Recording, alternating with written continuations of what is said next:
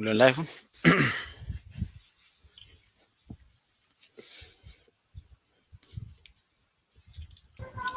Boleh Rada dah boleh.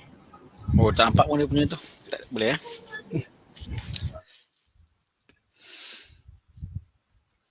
Okey.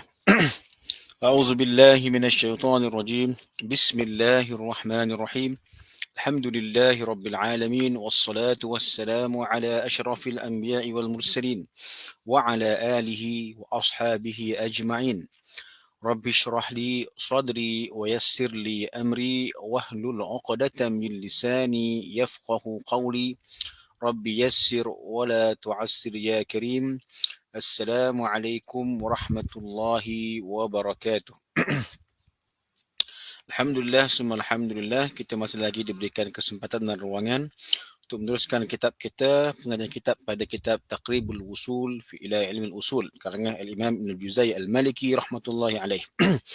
Okay, keduanya mohon maaf kelewatan sedikit ya, ada sedikit muskilah. Baiklah, sampai kepada Al-Babu Tasi' fi Anwa'il Qiyasil Mantiqi pada muka surat yang ke-116. Bab yang ke-9 dalam menerangkan jenis-jenis kias mantiqi. Kias ni mantiq. Tapi kias ni jangan kita nampakkan seperti kias dalam usul fiqih yang ada al-aslu wal-far'u wal-hukmu wal-illah. Itu kias dalam usul fiqih sebagai dalailut tashri' ataupun dalil dalam pensyariatan. Yang dilihatkan pada kias mantiqi ini ialah bagaimana kita mengukur sesuatu statement tersebut. Sebab kita bermula daripada fahaman untuk memahami sesuatu perkara itu yang basicnya adalah tasawur ataupun tasdiq. Tasawur yang diikuti dengan tasdiq. Okey. Selepas itu, nak tasawur itu ada pula ilmu-ilmu berbentuk badihi, ilmu-ilmu berbentuk daruri, ilmu-ilmu berbentuk kasbi. Okey. Dan untuk faham sesuatu perkara itu ada dilalah dia. Fahaman daripada lafaz. Lafaz tu pula ada yang mushtarak, ada yang mutaradif.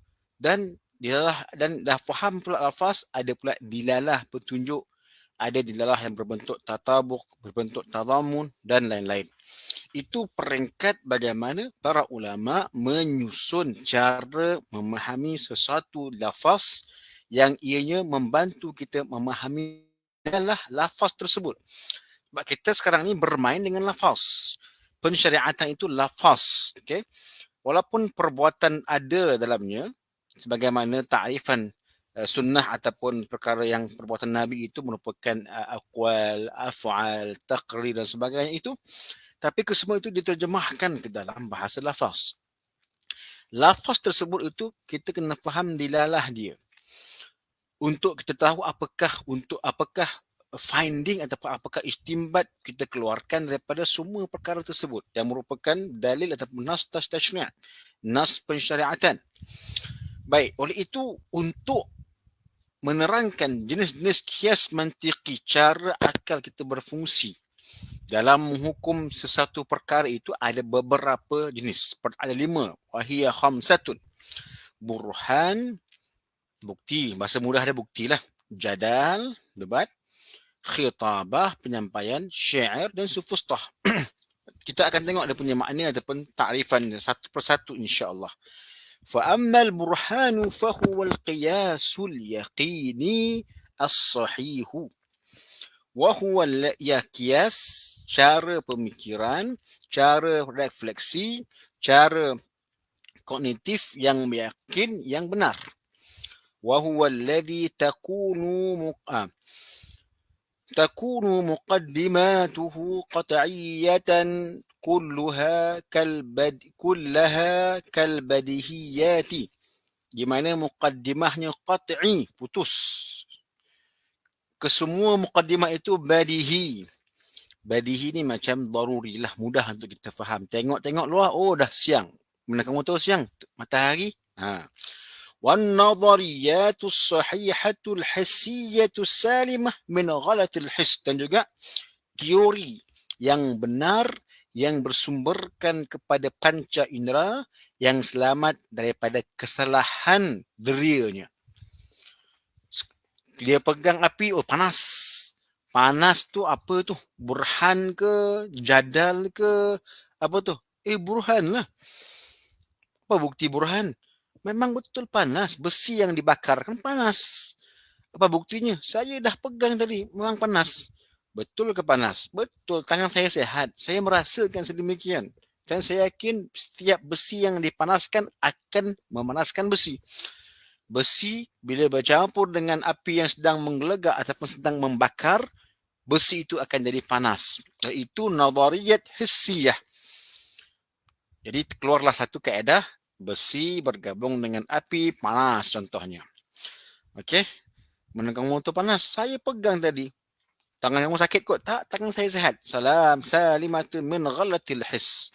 Dia punya diri dia betul selamat daripada kesilapan. Jadi bila dia buat kaedah mengatakan saya berhujah benar bahawasanya kalau besi itu bergabung ataupun dipanaskan oleh api maka dia panas. Itu agak-agak ke burhan? Tak, burhan. Kenapa? Saya pegang sendiri. Macam tu kan? Itulah dia kajian dalam bentuk hari ini. Tapi tak semua kajian juga ending dia burhan. Ada juga macam kajian vaksin ni pun tak burhan pun. Cuma dia kata percentage tapi tak boleh juga kan. Antum tak tengok lagi sampai hujungnya apakah end result dia.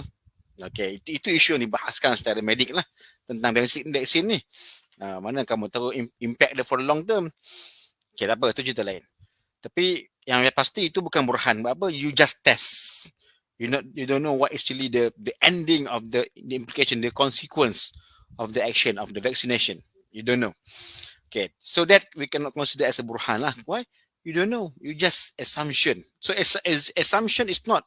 Bukan dipanggil burhan. Tapi kalau yang confirm burhan, memang dia test ni. Makan api terbakar mulut. Memang confirm. Saya dah buat 10 orang semuanya mengamuk. Memang mengamuk lah panas. Bukti badihiyat, bukti secara mudah, ia merupakan satu teori yang hissiyah yang berdasarkan kepada rasa panca indera yang tepat. Khalas. Jadi memang ni burhan. Orang tak boleh debat pun. Semua orang setuju. Dia panggil burhan. Kedua, wa ammal jadalu fahuwa alladhi takunu muqaddimatuhu maqbulatan. Muqaddimah dia apa? Maqbulah. Apa maqbulah? Diterima lah. Boleh terima. Aw masyhurah. Agak masyhur. Indal kafah. Daripada kebanyakan orang. Wa huwa fil aghlabi sadiqah. Pada kebanyakan keadaan, dia adalah merupakan benar. Tapi waqad takunu kadhibatan fin nadir. Tapi kadang-kadang silap. Mungkin dia vaksin kot. Okey. Kan? Vaksin memberikan pencegahan. Kena juga COVID. Mati juga. Bahkan ada yang kena side effect kata, bukan burhan lah, ni jadal. Kalau jadal ni pro con lah, ada baik buruk dan juga boleh ada kala betul, ada kala salah. So you must accept that lah. So kita ajar sikit lah cara-cara walaupun kita bukan orang medik, tapi kita ajar cara. Don't too early to jump to the conclusion. Please, okay. Please tengok dulu how understand cara-cara nak faham debat ni hujah ke, ni assumption ke, ni just your finding for time being ke. Very clear cut. Usul fiqh mantik ajar benda tu amat clear.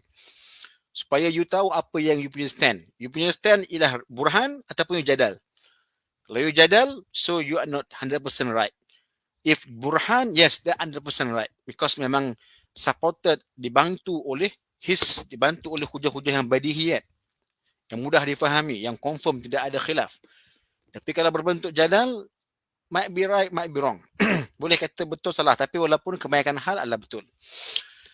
Tapi untuk apa jadal ni? Ayyaghlibal khasmu khasmah. Supaya orang yang berjadal ini boleh mengalahkan lawan dia. Kan? Bab akidah, hukum akli, semua tu benda burhan. Akidah burhan. Burhan bukan jadal. Okay. Tapi untuk menggunakan jadal, betullah. Bila para ulama kita dia ingin berjidal, dia akan pergi kepada satu platform yang dipanggil musallamah. Saya dengan awak setuju. Antum bacalah buku-buku jadal Imam Al-Ghazali Ar-Razi, itu agak expert. Dan juga buku Al-Imam Abu Hanifah An-Nu'man. Imam Abu Hanifah An-Nu'man, kita kenal Abu Hanifah hanya sebagai ulama fiqh mazhab Hanafi. Namun Imam Abu Hanifah ada karang kitab banyak dan juga katanya 6-7 kitab khusus untuk berjidal dengan golongan-golongan yang terpesong akidahnya. Golongan Mu'tazilah pun tak ramai lah. Mu'tazilah belum lagi bangkit zaman beliau. Golongan-golongan Batiniyah, golongan-golongan ilhad, mulhidin, dan juga golongan-golongan mujassim pun ada juga. Abu Hanifah agak alim. Bab-bab ni lah dia agak, dia punya jadal agak, dia punya kias, dia punya fikiran agak clear dalam bab ini. Maka untuk apa jidal ni? Jidal ni nanti kalau ada ilmu jidal, tapi kita hari ni tak perlulah. Okay? Tak perlu sebab apa, hari ni dilihat ilmu jidal ni macam ilmu yang tidak memberikan manfaat, melainkan di kalangan pakar-pakar, tu cerita lain. Okay. Di kalangan orang awam tak ada makna, hanya merosakkan sahaja. Jadi untuk apa jidal ni dibina? Supaya kita boleh mengalahkan kita punya musuh. Bukan musuh perang jahat tu, bukan. Musuh yang tidak bertepatan idea dengan kita nak tackle dia punya idea. Okey, terus lagi. Wa ammal khitabatu. Apakah khitabah ni? Fahiya allati takunu muqaddimatuhu maqbulatan yahsulu biha ghalabatu zanni fataqna'u an-nafsu biha وتركن إليها مع خطور نقيضها بالبال أو قبول النفس ليقيضها. Ini pun macam juga hujah yang lemah lah. Apa khitabah ini? Khitabah ini, muqaddimah ni boleh terima lah. Can make sense lah masa kita. Yes, we can accept. Acceptable. Yang kita terima tu dengan ghalabatun dzan, dengan sangkaan kita kuat. Bukan macam burhan. Burhan ni badihiyat. Tengok luar siang. Ni hari tengah siang ni. Tu barihi tak ada apa nak lawan lah. Burhanun mubin. Nyata. Tapi bila khitabah ni dia tak mubin sangat. Tapi secara ghalabah, secara Allahumma salli Muhammad, secara umum ataupun secara majoritinya kita nampak ada kebenaran. Dan kita yang dengar pun rasa okey lah, boleh jadi betul kot. Betul lah, boleh lah, boleh terima lah. Namun ma'akhuturin aqid, kemungkinan juga akan berlaku sebaliknya. Ni mungkin juga ujar vaksin pun macam ni jugalah. Ujar vaksin ni jadal ke burhan ke khitabah. Yakni dekat bidang khitabah lah. Itu bukan burhan. Jadi untuk apa khitabah ini? Wa faidatul khitabati ayyamila as-sami'u ila ma yuradu minhu yarkunu ilaih. Lah untuk kita menarik orang untuk mendengar akan hujah kita dan menarik perhatian dan kecenderungan dia. Wa yaqwa dhalika bi fasahatil kalam, tapi benda itu dikukuhkan dengan kefasihan perkataan kita. Wa udhubatil alfaz, dan lafaz yang lunak, wa tayyibin naghamah, dan juga nada yang cantik. Kan itulah Arab ni dia punya khitabah. Antum kalau pergi ke Arab, anda tak rasa gurbah dekat Masjidil Haram Nabawi macam tak menarik lah. Sorry to say lah. That's kena something yang kita kena sebut real lah. Kadang-kadang tengok teks kan, kita rasa tu bukan khitabah yang real. Pergi ke Mesir, tengok that's a real khitab. Yang kan memang mereka ada kuliah memang ajar cara berkhutbah. Setengah jam, 1 jam memang mereka tak kena pakai teks. Agak perkataan lunak, bahasa yang cantik, nada naik turun kemas, yang betul-betul pakar lah. Sebab tu lah kat Mesir, yang anak punya pengalaman, mereka tak tidur masa Jumaat. Okay. Memanglah mungkin hari cuti tak tidur lah kan. Pagi tu relax, pergi sembahyang Jumaat. Khutbah paling awal setengah jam, 40 minit tu benda biasa. Khutbah pertama sahaja. Okay. Arab tu benda biasa. Cakap bahasa, hafazan dia punya hadis, cara dia quoting hadis, nada dia, memang agak menarik lah kita tengah. Memang rasa macam kuliah betul. Setengah tempat lah, tak semua tempat macam tu pun. Okey, setengah tempat. Di Azhar macam itulah cara dia berkhutbah. Jadi kenapa lah, dengan cara apa dia punya promosi tu? Dengan fasahatil kalam. Dengan kalimah yang fasih, tak bercampur-campur bahasa dia. Ami ke, tak fasahah. Udhubatul alfaz yang mudah difahami dan mudah menyusup masuk ke dalam jiwa yang pendengar. Dan juga nada yang begitu cantik kan. Dalam tengah kena stres lah. Time kena slow, time kena kuat. Itu dia punya. Jadi kenapa kena macam tu? Kenapa kena macam tu? Sebab hujah dia tak kuat. Hujah dia tidak sekuat burhan. Burhan ni tak perlu cakap kuat-kuat pun. Tengah hujan. Hujan lah kat luar ni. Kan? Antum tiba-tiba ni lah tak hujan lah. Kalau tiba-tiba rumah kita dilanda hujan ataupun hujan, macam mana kita nak kata kat kawan kita tengah hujan? Hujan lah tengok tu. Kan lembut je. Member kita akan percaya. Tak ada siapa kata mana ada hujan hang bohong. Tak. Semua akan percaya sebab apa? Mereka melihat dan mendengar hujan. Burhan tak perlu cakap kuat. Sebab apa? Badihiat. Tapi bila khitabah, benda itu tak begitu kuat. Cuma ghalabatil zon. Betul lah. Vaksin ni betul-betul memberikan satu kebaikan lah kepada manusia. Tak semua orang akan terima. Tapi dengan cara fasahatul kalam, dengan cara kalam yang tersusun, dia punya sequence dia, mungkin akan yamilun nafsu ilaih. Mungkin nafsu ataupun makan nafsu. Diri yang mendengar tu akan rasa betul lah. Dia ada sentimen kualitatif dekat situ. Quality of your conveying the message. Macam tu. That's why kalau antum baca dalam buku ulama, dalam buku-buku fuqaha, tengok bagaimana mereka mengolah hujah. Kan? Mereka mengolah hujah tu. Hujah mereka ni khilaf. Kan? Syafi'i kata macam ni, Maliki kata macam ni, khilaf lah. Tapi cara mereka mengolah tu kadang-kadang menarik perhatian. Make sense lah idea Imam Syafi'i ni.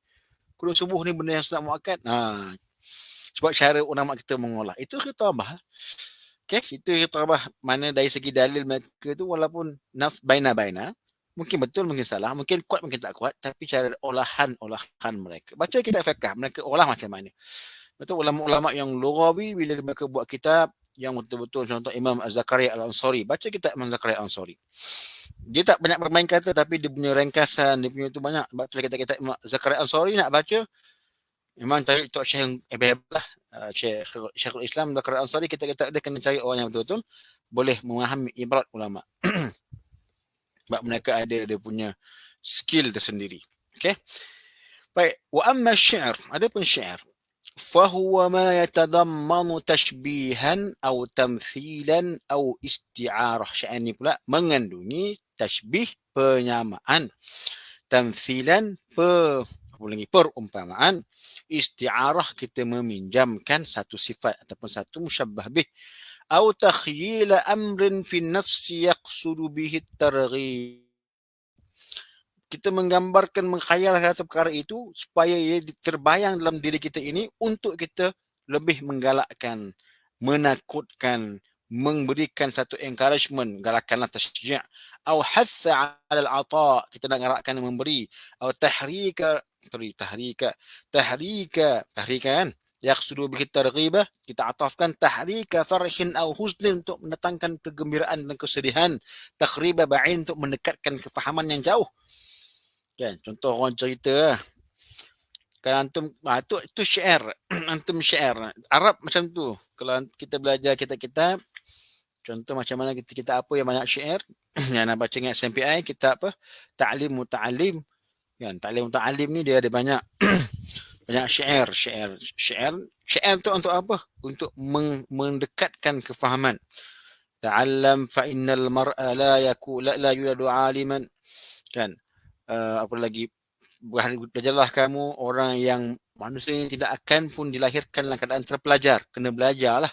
Okey, macam-macam lah kalimah syair yang diucapkan. Untuk apa kalimah syair itu diucapkan? Untuk menggambarkan besarnya benda itu. Lain awak cakap pasal apa ni? Nak cakap pasal kehebatan Nabi. Ulama kita karang madih ataupun syair kan. Fama balaghul ilmi annahu bashar wa annahu khairu khalqillahi kullihim. Sejauh-jauh ilmu, Nabi Muhammad ni adalah manusia, tapi dia merupakan setinggi-tinggi dan sesempurna makhluk. Tapi kalimah fama balaghul ilmi, kat Melayu ni mudah faham lah. Makhluk juga tapi hebatnya. Itu kita punya Melayu faham, tapi Arab punya bahasa lagi tinggi. Fama balaghul ilmi annahu bashar wa annahu khairu khalqillahi kullihim. Kan, jadi syair ni nak menggambarkan. Kalau kalimah yang nasar, Nabi ni hebat, Nabi ni power, itu bolehlah juga faham, tapi taklah menerobos masuk. Tapi bila dengan syair, dengan dia punya bahar yang begitu cantik, akan lebih mendekatkan kefahaman dan melahirkan satu gambaran kepada yang mendengar. Wa huwa yu'athir fi nafs ma'al ilmi bikizbihi. Ha, dengar-dengar tu memang beri kesan dalam jiwa kita walaupun benda tu macam tak betul. Antum tengok. Inilah yang dibuat. Ini kalau saya segi dengaran. Dia cerita tentang fairy tales lah. Fairy tale ni cerita dongeng kan.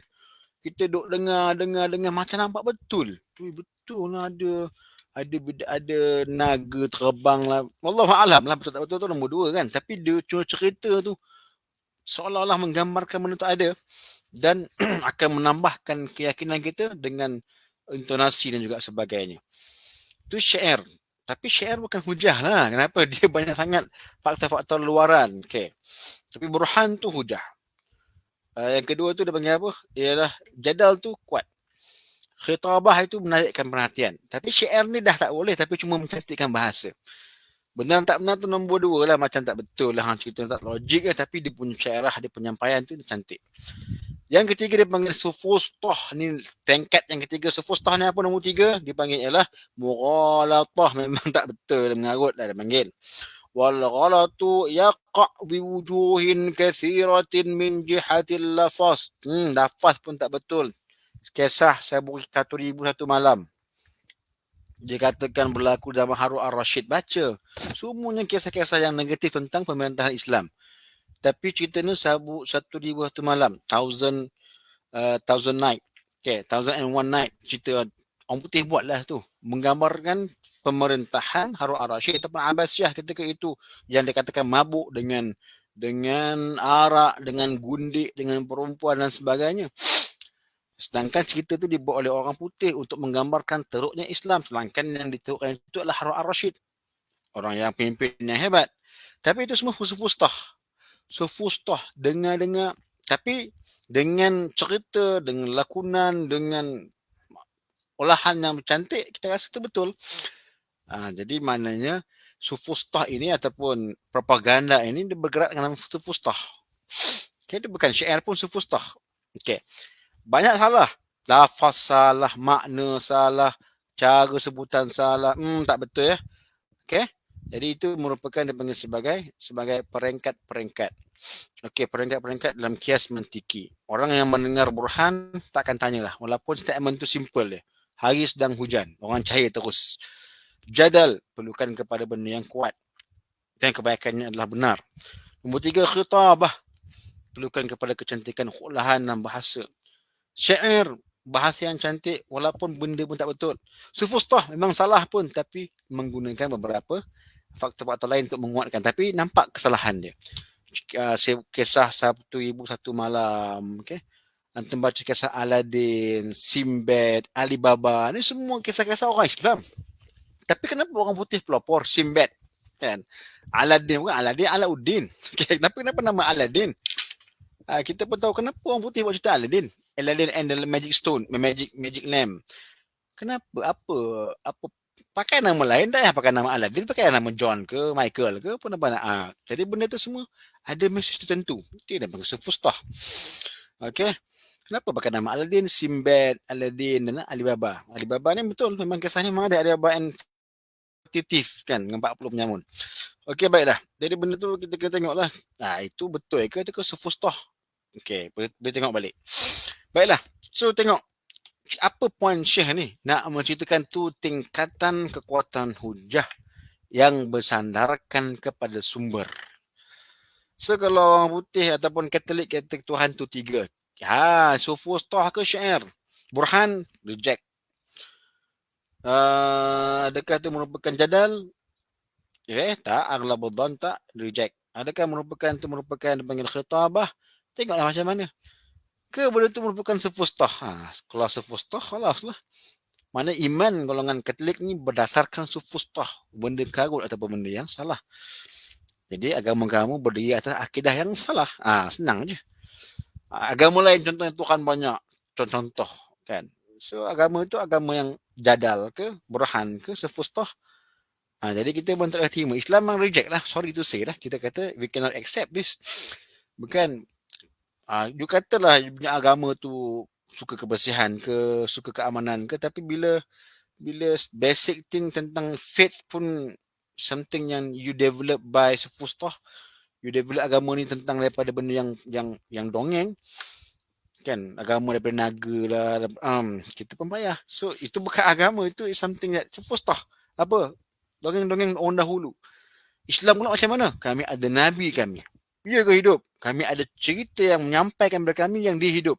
Ada bukti, ada agak-agak bukti mengatakan dia ditanam di Madinah. Ada bukti yang banyak mengatakan ada sahabat yang hidup. Ada bukti yang banyak mengatakan Quran sampai kepada kami. Tak ada, bukan berbentuk sufustah, bukan syair, bukan khitabah, bahkan itu merupakan burhan. Itulah agama kita. Taklah macam agama yang lain yang dibina asli pertapaan manusia kan. Betul kita betapa? Siapa tengok dia? So too many questions lah. Sometimes you are fabricate, kita buat-buat. So itu sufustah. Kita reject this kind of agama ataupun faith ataupun belief. Okay, that's why kita kata Islam inna dina indallahi al-Islam. Okay, kalau kamu kata kamu betul, so please give yang betul-betul ni burhan, bukan jadal, bukan khitabah, bukan syair, bukan sufustah. Kami nak burhan. Burhan tu apa? Tengoklah kita yang mentik kita.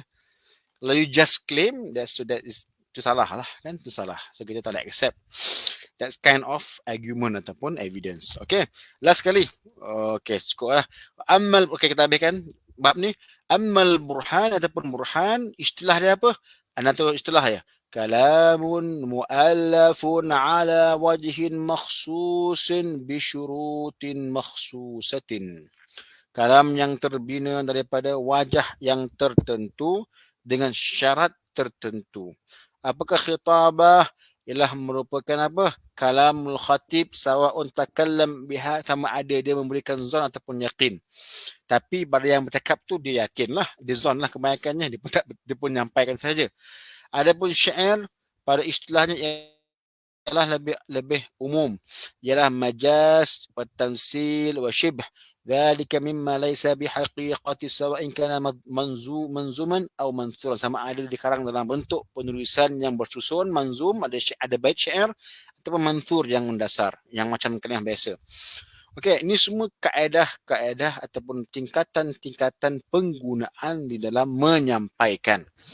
Okey, bila Allah sampaikan kepada kita, Allah sampaikan kita khitabah ke, burhan ke apa, babul aqidah, kita kata itu memang burhan lah kan. Tengoklah, lihatlah Allah punya bahasa kan. Tapi bila sampaikan manusia, nak sampai pada orang, kadang-kadang bukan burhan, kita panggil khitabah, tak kuat. Tapi kita yakinlah kita betul.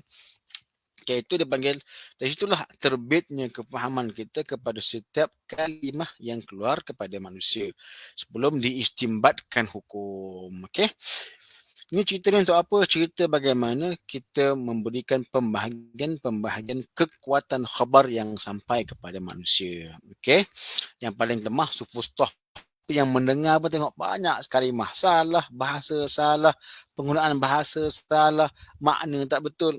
Itu sufustah. Sufustah ni, kalau kita agama Islam, kita berdebat dengan orang sufustah, memang orang sufustah ni akan kalah lah. Tapi kalau kita tak reti cara berdebat pun payah juga. Jadi benda-benda macam itulah yang diamati oleh para ulama kita, membuatkan mereka strong, tak takut untuk berdebat dengan sesiapa pun. Mereka yakin kepada tingkatan kekuatan agama ataupun iman mereka terbina di atas burhan yang jelas.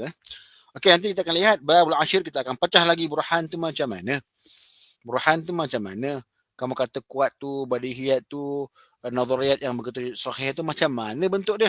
InsyaAllah nanti ada rezeki kita akan sambung pada kalimahnya, pages seterusnya ataupun safhah at-taliyah, al-babul ashiru fil burhan, insyaallah ta'ala. Wallahu subhanahu wa ta'ala alam. Rabbana atina fid dunya hasanah fil akhirati hasanah wa qina adzabannar. Wassallallahu sayyidina Muhammad wa ala alihi wa sahbihi ajma'in. Walhamdulillahi rabbil alamin. Taqabbalallahu minna wa minkum. Syukran. Wassalamu alaikum warahmatullahi wabarakatuh.